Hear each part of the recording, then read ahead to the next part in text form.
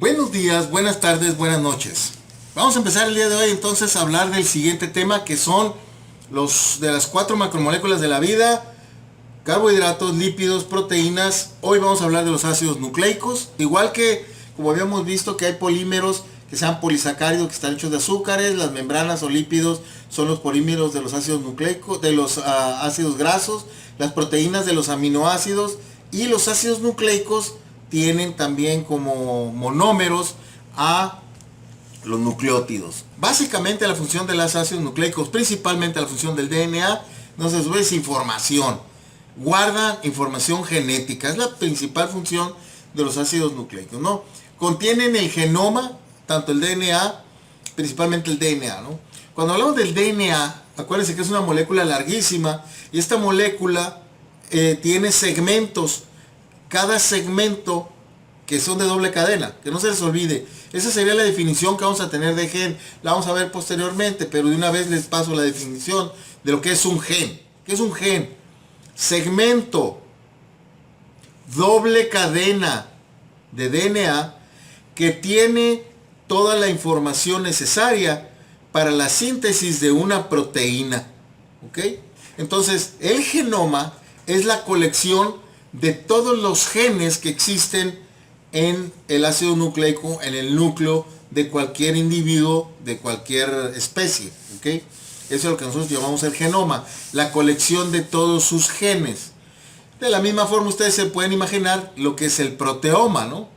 ¿Qué sería el proteoma? Pues la colección de todas las proteínas que produce determinada célula o determinado individuo. Entonces eso es el genoma. Contiene la información genética entonces de todas las proteínas que están codificadas en el núcleo de esa célula. En el caso de nosotros, de los seres humanos, tenemos esa información compactada en el núcleo y tenemos la información para aproximadamente entre 25 y 30 mil proteínas. Eso es lo que tenemos en el núcleo. Tenemos otros ácidos nucleicos, no solo el DNA, sino que también el RNA. Como vimos en el dogma central de la biología molecular, el DNA nunca abandona el núcleo y la maquinaria para hacer las proteínas está fuera del núcleo. Entonces, ¿cómo le hacemos para que llegue la información, si está en el núcleo, y que llegue al citoplasma, donde está allá afuera de la membrana nuclear? Bueno, cada vez que se necesita un gen, una proteína, nosotros producimos una copia de ese gen que se necesita en ese momento. Esa copia sale del núcleo y se va al citoplasma, y allá en el citoplasma se lleva a cabo la síntesis de las proteínas por una maquinaria que después vamos a ver, por todo un proceso que vamos a ver que se lleva a cabo en los ribosomas. Entonces es importante entender, una cosa es el DNA con la información de todos los genes, y otra cosa es el RNA, que es la información de un solo gen que sale para ser producido por la maquinaria que son los ribosomas en el citoplasma. Hasta aquí sería entonces los dos ejemplos del DNA y el RNA. Todas las proteínas tienen su gen ahí en el núcleo. Por ejemplo, muy fácil, la hemoglobina, canales de membrana, bombas iónicas, cualquier proteína, cualquier enzima está en la información en el núcleo, en forma de DNA. Sirve para la síntesis de proteínas. Ahora, una vez que sale la copia del RNA, ese ácido nucleico que lleva la información genética hacia el citoplasma, allá fuera del núcleo, en el citoplasma, necesita de otros RNAs. ¿Ok? El RNA mensajero, que es el que lleva el mensaje, es un tipo de RNA, pero falta que analicemos al menos otros dos: el RNA transferencia y el RNA ribosomal. Eso lo vamos a ver después, pero son 3 tipos de RNA los que nos interesan y que sirven para poder sintetizar una proteína. Es el RNA mensajero, que trae el mensaje del núcleo, el RNA ribosomal y el RNA de transferencia. Cada uno de estos vamos a ver después cómo es que se utiliza. Y existen otros RNAs de los cuales no vamos a hablar mucho. La función de estos otros RNA es controlar la expresión genética, o sea, controlar la expresión de una proteína. Y aquí es importante que tengamos un concepto. ¿Qué quiere decir expresión genética?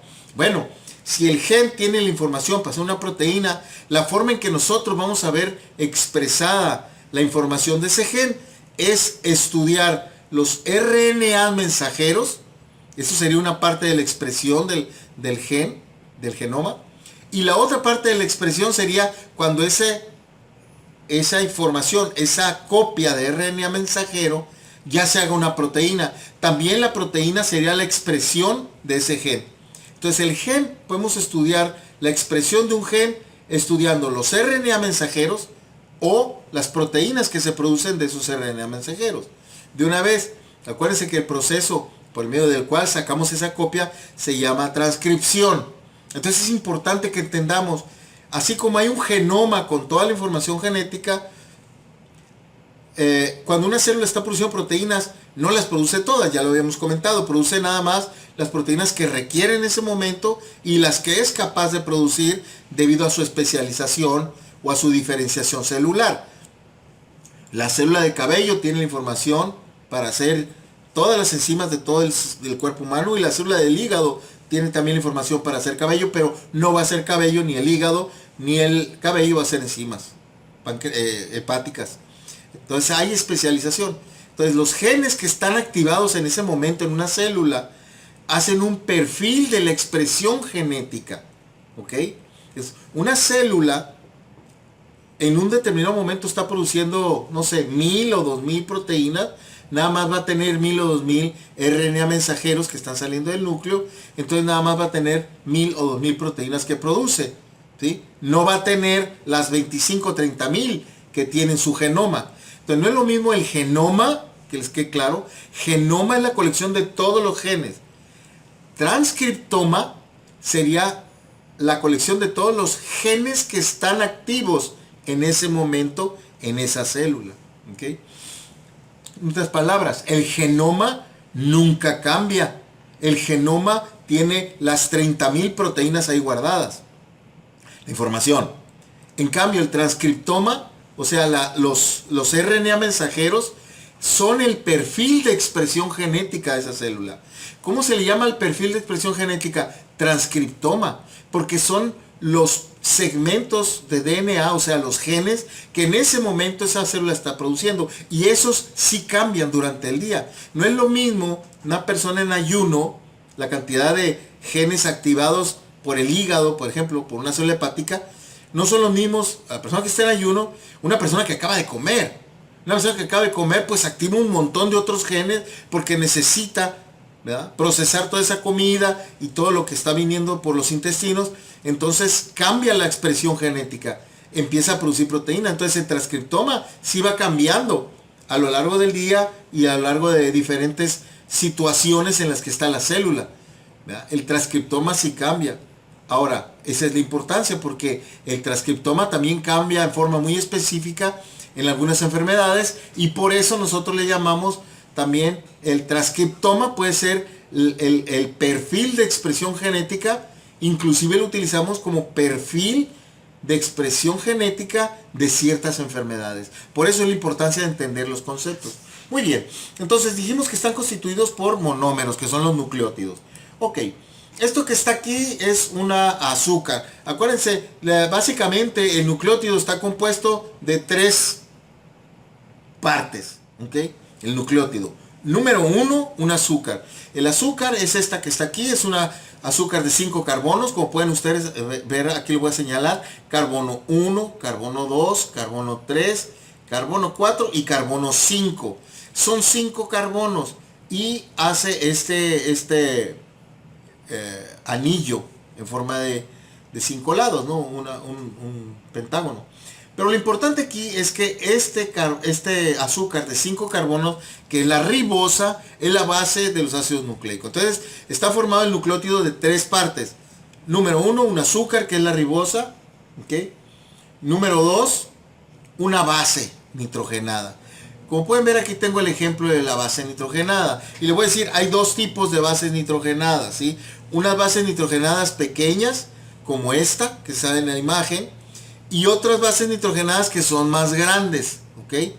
En los 2 casos son ambas bases nitrogenadas. ¿Por qué? Pues porque tiene nitrógeno. Por ejemplo, aquí pueden ver esta base nitrogenada que tiene, aquí tiene un nitrógeno, aquí tiene otro nitrógeno, aquí tiene otro nitrógeno. Muy bien. Entonces, cuando yo tengo un azúcar y una base nitrogenada, eso ya tiene un nombre. Eso es un nucleócido con S. Nucleócido. ¿Qué es un nucleócido? Un azúcar, en este caso la pentosa, con una base nitrogenada, es un nucleócido con S. Muy bien. Ahora, este nucleócido, si yo le pongo aquí un grupo fosfato, o dos grupos fosfato, o hasta tres grupos fosfato que pueden ir unidos a este carbono, entonces en el momento en que le pongo el grupo fosfato, ya no se llama nucleócido, se llama nucleótido con T. ¿Ok? Entonces, eso sería la diferencia entre un nucleócido y un nucleótido. Esto que están viendo en la imagen ya es un nucleótido. En azul está la ribosa, en verde tenemos la base nitrogenada y en amarillo el grupo fosfato. Esto es un nucleótido. Ahora, les digo, puede tener uno o dos o tres grupos fosfato. Cuando hablamos de la cadena de DNA, siempre estamos hablando de un solo grupo fosfato que está entre los azúcares. Muy bien. Ok, continuamos. Esto ya lo digo, ya está en otro video, un poco más explicado. Y aquí está la otra. ¿Cuál es la diferencia entre estas dos bases nitrogenadas, entre estos dos nucleótidos que están viendo ustedes aquí? ¿Cuál es la diferencia entre este nucleótido y este nucleótido? Si los ven con detalle parecerán iguales. Sin embargo, si se fijan, aquí hay un grupo hidroxilo y acá no. Bueno, pues entonces esta es un ribonucleótido y este es un desoxirribonucleótido porque le quitamos el oxígeno que estaba aquí. ¿Okay? Ribonucleótido, desoxirribonucleótido. Muy bien. Ahorita vamos a regresar con estos nucleótidos. Estas son las bases nitrogenadas. Si se fijan, me regreso aquí para que podemos ver. Aquí pueden ir, en este lugar, pueden ir bases nitrogenadas de dos tipos, que son los que estoy mostrando aquí. Unas pequeñas que son estas, que son las pirimidinas. ¿Sí? Las pirimidinas, que son la citoxina, la timina y el uracilo. O también pueden ir estas que son más grandes, que son dos, que es la purina, las purinas o bases púricas, que son la adenina y la guanina. ¿Ok? Está muy sencilla el concepto. Hay unas bases grandotas, que son las púricas, que son la adenina y la guanina. ¿Cómo le hago para acordarme? No sé, yo siempre les he dicho que yo utilizo una forma de recordarlo, que es pura agua. Purinas, adenina y guanina. Pura agua. Entonces, purina, adenina y guanina. Y las otras son las pirimidinas, ¿no? La citosina, la timina y el uracilo. Muy bien. Ahora, estas bases nitrogenadas se pegan entonces aquí, en el azúcar, en este carbono, que es el carbono 1 del azúcar, y entonces nos forman lo que es un nucleótido. Estos nucleótidos son los monómeros que nos van a formar las cadenas largas poliméricas que se van a llamar ácidos nucleicos. ¿Tá? Es importante que entendamos el concepto. Entonces, estas se juntan. ¿Se acuerdan cómo los aminoácidos siempre tienen un grupo amino y un grupo carboxilo? Por eso es ácido carboxílico. Por eso se llama aminoácido. Y yo junto otro aminoácido, entonces siempre va a haber un grupo amino y un grupo carboxilo. Pues esto es parecido. Aquí tenemos el azúcar y es importante reconocer los números que tiene el azúcar para poder hacer las conexiones. Si fijan este azúcar, fíjense los números. 1 es el carbono 1. 2, 3, 4, 5. ¿Ok? Entonces, esta pentosa, que es el azúcar de 5 carbonos, tiene sus números. Ahora, las bases nitrogenadas también tienen sus números. Por eso es importante, cuando yo digo que va a haber una reacción química en tal carbono con tal número, no voy a saber cuál es el número de los carbonos del azúcar y cuáles son los números de los carbonos que están formando la base nitrogenada, que también tienen sus números. Entonces, ¿cómo le hago? Cuando nosotros decimos 1', 2', 3', 4' o 5', prima quiere decir que nos referimos a estos carbonos del azúcar. ¿Ok? Muy bien. Entonces, aquí están los dos tipos que podemos tener. Como les dije, ácido ribonucleico, porque está con su oxígeno completo, y este sería el ácido desoxirribonucleico, el que tiene este tipo de azúcar, que es la desoxirribosa o la ribosa. Muy bien. Entonces, como les digo, aquí tienes siempre en este carbono, que es el carbono 1', es donde está pegada la base nitrogenada, en el carbono 1. El carbono 2 puede o no tener su grupo OH, es lo que hace la diferencia entre una ribosa y una desoxirribosa. Y aquí está el importante, que es el carbono 3. ¿Por qué el carbono 3 es importante? Porque el carbono 3 es el extremo en el que se va a pegar el otro nucleótido, ¿ok? Esa es la importancia del carbono 3'. Siempre va a haber un carbono 3' que esté libre, listo para que llegue y se pegue aquí otro nucleótido. Y luego tenemos el carbono 4' y el carbono 5'. Y el carbono 5' que está pegado a su grupo fosfato, este es el otro extremo. El extremo que va a pegar con otro nucleótido. Entonces, siempre en un nucleótido nos interesa el extremo 5' y el extremo 3'. Y estos son los fosfatos, como les decía, puede estar, este carbono que está aquí es el carbono 5, este carbono 5 que está aquí, puede estar pegado con 1, con 2 o con 3 fosfatos. Muy bien. Las bases nitrogenadas también tienen sus números. Aquí están las pirimidinas, que son las chiquitas. El uracilo, la citosina y la timina, estos son los números 1, 2, 3, 4, 5. Entonces, también tienen sus números, pero estos no son prima. Igual, las purinas, que son las bases grandes, son la adenina y la guanina, pura agua. Entonces también tienen sus números, pero estos no son prima. Porque son un nucleótido, como pueden ver aquí está el azúcar, la base nitrogenada, ahora le pusimos una grandota, y puede tener 3, o puede tener 2, o puede tener solamente un solo fosfato. Acuérdense que los fosfatos, es muy difícil tener 2 fosfatos conectados, o 3. Entonces cuando se logran conectar, quedan así como que se quieren separar, pues. ¿Por qué? Porque son negativos por todos lados. Si se fijan, el fosfato es negativo por todos lados. Entonces, esos fosfatos pegados uno con otro tienen un montón de energía guardada ahí. Y hay enzimas que logran hacerlos que se separen y se libera energía que sirve para otras reacciones químicas. Por eso el ATP es la fuente de energía, porque tiene 3 grupos fosfatos negativos pegados ahí, y entonces es muy difícil pegarlos. Pero una vez que se pegan, es como un resorte que está doblado y están agarrados hacia a punto de estallar.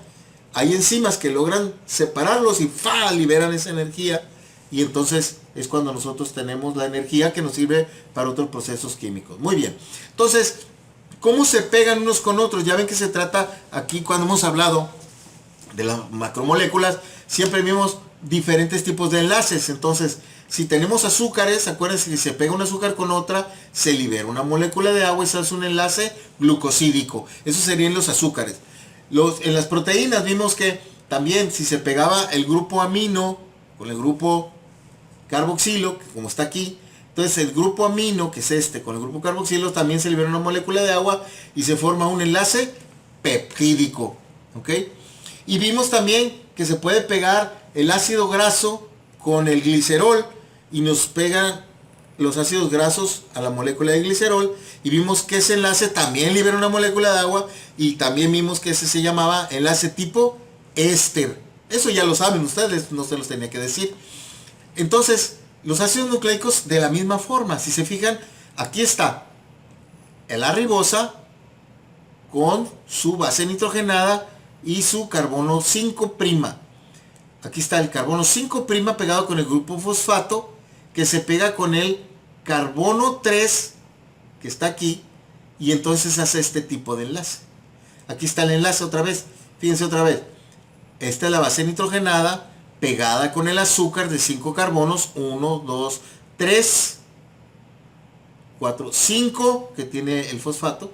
Y entonces el 3, fíjense, el OH que está en el carbono 3 interacciona con el OH que está del fosfato en el carbono 5. Y aquí es donde también se libera una molécula de agua y se forma un enlace. Este enlace que está aquí, que junta los nucleótidos, se llama enlace fosfodiéster. ¿Ok? Enlace fosfodiéster. Entonces, así como tenemos azúcar, glucosídico, proteínas, peptídico, lípidos, tipo éster, ácidos nucleicos, enlace fosfodiéster. Muy bien. Acuérdense, azúcar, grupo fosfato, azúcar, grupo fosfato, azúcar, y aquí lista para prepararse un grupo fosfato. Fíjese que siempre queda un extremo 5 libre y acá un extremo 3' libre, igual que en otras moléculas. Entonces, esto que está aquí, azúcar, fosfato, azúcar, fosfato, azúcar, lo representamos aquí, azúcar, fosfato, azúcar, fosfato, azúcar, fosfato, azúcar, y siempre van a tener un extremo, el azúcar, el extremo 3' libre, listo para pegarse con otro fosfato, y el extremo 5' del azúcar, lista para también poder recibir alguno de este lado. Y hacia abajo tenemos las bases nitrogenadas. ¿Ok? Esa es como está en la cadena de DNA. Esta imagen que está aquí es lo mismo que están viendo ustedes aquí. Fíjense bien. Esto que está acá en gris, vamos a ponerle todo esto en gris, es un nucleótido completo. ¿Por qué? Porque tiene su azúcar, su base nitrogenada y su grupo fosfato, nucleótido. Tiene un extremo 5' y un extremo 3'. Acuérdense que todos tienen 5' y 3'. 5', 3', 5', 3', 5', 3'. Y entonces siempre va a haber, así como en los aminoácidos, un extremo C terminal y un N terminal, aquí tenemos un extremo 5 terminal y un extremo 3 terminal. Entonces, las cadenas de 1 o 2 o 3 o 4, los que sean, siempre va a tener un extremo 5' terminal y un extremo 3' terminal, porque así es como están pegados. ¿Okay? Esto que sería un enlace fosfodiéster, así se llama, entre un carbono 3' y el carbono 5' del siguiente nucleótido, con los bases nitrogenadas que siempre quedan, aquí sí siempre quedan hacia el mismo lado, las bases nitrogenadas. Acuérdense que la cadena de DNA es una doble hélice. Bueno, pues esa doble hélice, si le quitan la hélice y lo acomodan así, quedaría como una escalera, y siempre en los lados de la escalera tenemos los azúcares, como están aquí, azúcares con fosfato, en los lados de la escalera, y los peldaños, que serían las bases nitrogenadas hacia el centro de esa escalera. Y aquí es como lo estamos viendo, ¿sí? Aquí están los azúcares con su grupo fosfato y las bases hacia adentro formando la escalera de DNA. Fíjense que la flecha, una cadena va del extremo 5' al 3' y la otra va del extremo 5', 3' al revés. Entonces las cadenas no están así, sino las cadenas de DNA están antiparalelas. ¿Ok? Muy bien. Y además de que están antiparalelas, se pueden juntar entre ellas. Esto es bien importante. ¿Cuál es el tipo de enlace que me junta dos cadenas antiparalelas? Que las junta así. El tipo de enlace, los pueden ver ustedes aquí en el centro, son puros puentes de hidrógeno. Las dos cadenas de DNA, entre ellas están unidas por puentes de hidrógeno. Muy bien. Un investigador, Chargaff, estudió que siempre había el mismo número de guaninas y de citosinas y el mismo número de adeninas y timinas. Cuando los aislaba el DNA y veía las cantidades, no se sabía la estructura del DNA cuando él descubrió eso. Él nomás llegó hasta decir, mira, he estudiado esta molécula del DNA y lo que he encontrado es que siempre hay el mismo número de A's que de T's y el mismo número de C's que de G's. No sé por qué, pero así es. Eso, aunado a otras investigaciones, a otros datos que fueron descubriéndose, llegan a la conclusión actual. ¿Okay? De hecho, cuando se descubrió la doble cadena de DNA, en el artículo original que publicaron Watson y Crick, ni siquiera sabían por qué la A siempre se pegaba con la T y la C con la G. ¿Sí? Si ustedes leen el artículo, no dice la razón. Y ponen dibujos y nunca muestran que haya un tercer enlace.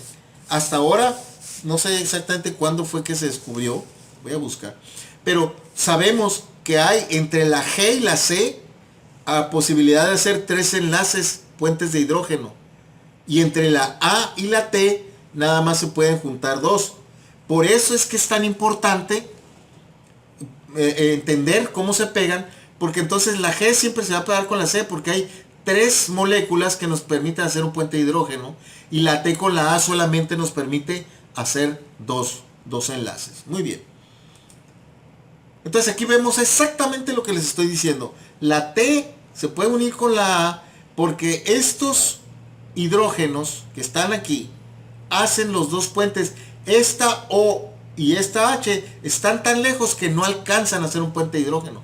En cambio, la estructura molecular de la citosina y de la guanina hacen que quede esta H mucho más cerca, porque aquí hay un grupo, una base nitrogenada, una N, un grupo amino, que nos permite que quede esta H tan cerca que se haga un tercer puente de hidrógeno. Por eso la citosina siempre se va a pegar con la guanina y la timina con la adenina. Eso que les quede claro. Esa es la regla de Chargaff. Él no supo por qué, pero la descubrió y demostró pues que siempre había el mismo número de citosinas y guaninas, precisamente porque se pueden unir entre ellas. ¿Ok? Y si se fijan, otra cosa interesante, siempre una molécula pequeña se va a juntar con una grande. O sea, una timina, que es de las chiquitas, o sea, de las pirimidinas, se va a pegar con una de las grandotas, que es una purina, la adenina, siempre. Y esta chiquita, que es la citosina, siempre se va a pegar con la grandota, que es la guanina, por los 3 puentes que pueden hacer. Entonces, nunca se va a poder pegar una timina con una citosina, porque las dos son chicas. Entonces, la escalera de DNA tiene que tener una chiquita y una grande, ¿sí? Y luego también arriba puede estar una chiquita y una grande, pero no puede estar 2 chiquitas, porque entonces la escalera se quebraría. O al revés, si pones 2 moléculas grandes, 2 purinas como adenina y guanina, entonces la escalera iría así y se separaría. Y las escaleras tienen que ser paralelas. Por eso la importancia siempre va a ser una purina con una pirimidina, y la pirimidina timina siempre va a ser con la purina adenina, no puede ser con la guanina. ¿Ok? Muy bien. Y aquí vemos lo mismo. Ahora, esa doble cadena de DNA no solamente es una escalera, sino que la forma en que están las moléculas acomodadas y que la forma en que están los enlaces hacen que la misma cadena vaya siendo una hélice. Hacen que se vaya a hacer una hélice solita. Entonces, esta hélice, ¿sí? Aquí la pueden ver. Por fuera de la hélice están el azúcar, el grupo fosfato, el azúcar, el grupo fosfato, el azúcar, el grupo fosfato y extremo 5'. Del otro lado, pues está el extremo 3'.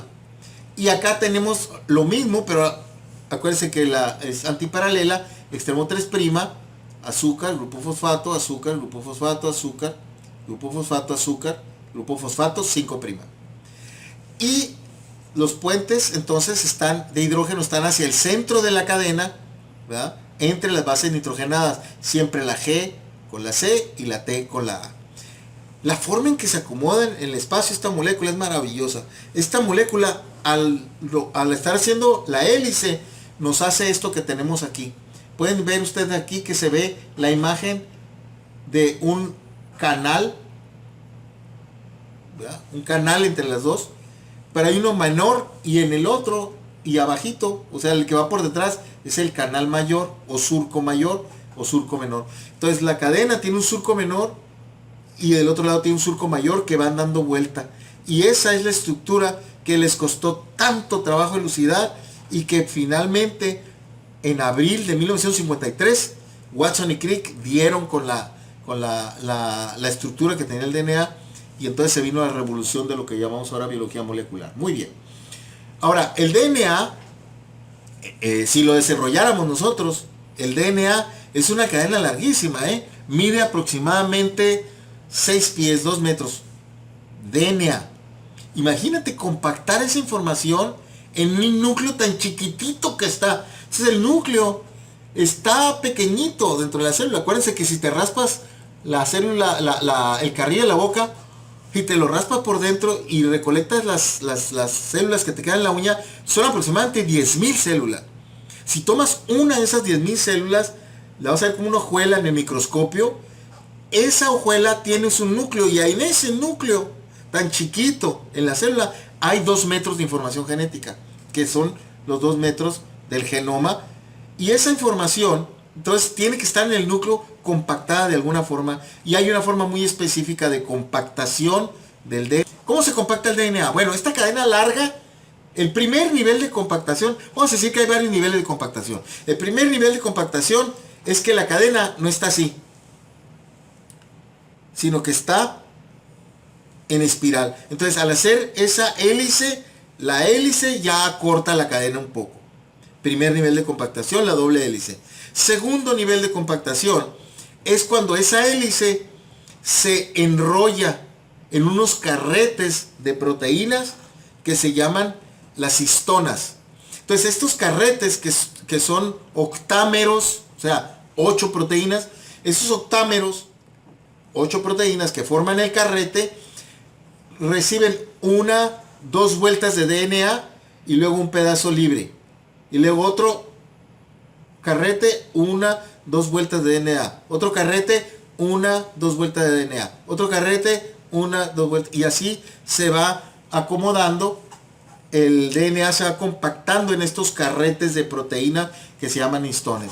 Aquí está una imagen en donde podemos ver exactamente lo que les estoy diciendo. Aquí tenemos 1, 2, 3, 4 histones de este lado y otros 4 del otro lado. Nos forman el octámero. Y ese octámero con 2 vueltas de DNA es como si fuera un collar de perlas. Un collar de perlas, y cada perla tiene 2 vueltas de DNA, 2 vueltas de DNA, 2 vueltas de DNA.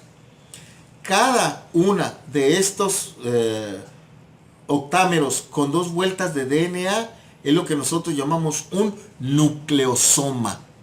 Nucleosoma. Entonces, el primer nivel de compactación sería la doble hélice. El segundo nivel de compactación serían los nucleosomas, que son 2 vueltas de DNA en un carrete de 8 proteínas que se llaman histonas. Y si ven, aquí hay un pedazo sin compactar, luego 2, otro pedazo sin compactar, 2, otro pedazo sin compactar, etc. Además de eso, lo que están viendo aquí es una proteína externa que se llama H1. Aquí la ven en amarillo. H1 aquí, H1 acá. ¿Ok? Esta también es una histona, pero no forma parte integral del nucleosoma. Pero lo que hace esta histona, que es súper interesante, es que acomoda los nucleosomas para que se vayan acomodando, así como lo pueden ver ustedes aquí, de 6 en 6. Entonces, la proteína esta, amarilla, les va dando el ángulo exacto para que un nucleosoma esté aquí, el otro se acomode en un ángulo exacto, el otro en un ángulo exacto, para que tengas 3, 4, 5, 6. 1, 2, 3, 4, 5, 6. 1, 2, 3, 4, 5, 6, 1, 2, 3, 4. Y se van haciendo de 6 en 6 nucleosomas, van formando el siguiente nivel de compactación que llamamos un solenoide. Entonces, tenemos doble cadena de DNA, primer nivel de compactación. Segundo nivel de compactación, nucleosomas. Tercer nivel de compactación, solenoides. Y los solenoides son exactamente 6 nucleosomas, debidos a que esa proteína H1 les da el ángulo exacto para que queden de 6 en 6. Luego esos nucleosomas, y es que forman el solenoide, ese solenoide también ya se super compacta todavía más. Si ustedes ven, aquí es 1, 2, 3, 4, 5, 6, 1, 2, 3, 4, 5, 6, 1, 2, 3, 4. Entonces, así como se compacta el DNA. Entonces, esos solenoides todavía se super enrollan, se enrollan todavía más. Hay flexiones entre ellos, plegamientos entre los mismos solenoides, que nos van a formar la fibra de cromatina. Siguiente nivel de compactación sería la fibra de cromatina. Y como vemos aquí, la fibra de cromatina, ya que tiene muchos solenoides, nos va a formar después, por super enrollamientos, todavía más enrollamientos, nos va a formar lo que finalmente nosotros llamamos un cromosoma.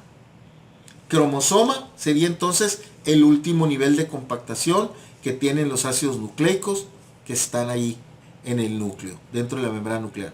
Entonces, niveles de compactación que tiene el DNA dentro del núcleo serían los siguientes. Primero, la doble hélice, que ya nos lo compacta un poco. Segundo, los nucleosomas, estructuras octaméricas de proteínas con 2 vueltas de DNA.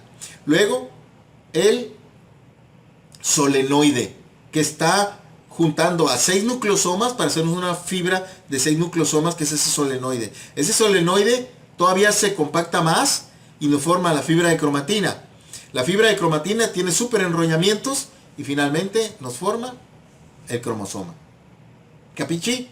Está fácil. Ok, entonces eso es lo que respecta a cómo se compacta el DNA en el núcleo para que esos 2 metros quepan en un lugar tan pequeñito como es el núcleo.